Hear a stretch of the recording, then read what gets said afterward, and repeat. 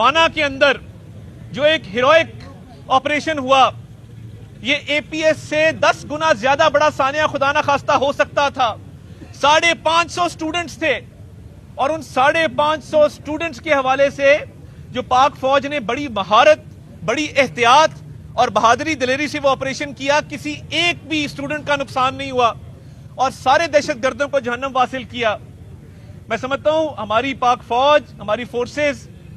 خراج تحسین کے لائق ہیں، جنہوں نے پہلے جعفر ایکسپریس کی کنسپیریسی جو ہے اس کو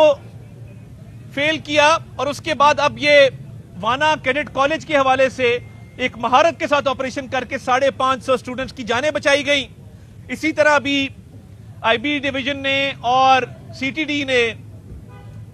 وہ جو اسلام آباد کچہری کے باہر دھماکہ ہوا اس کے ہینڈلر سہولت کاروں کو پکڑ لیا ہے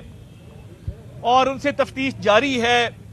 اور بہت پیش رفت ہوئی ہے اس کیس کے اندر بھی۔ اس کی مزید تفصیلات سے بھی آپ کو آگاہ کریں گے، مگر الحمدللہ یہ جو سافٹ ٹارگٹس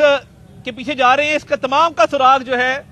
وہ نکالا جا رہا ہے، اور پاکستان میں الحمدللہ انشاءاللہ تعالی امن آئے گا۔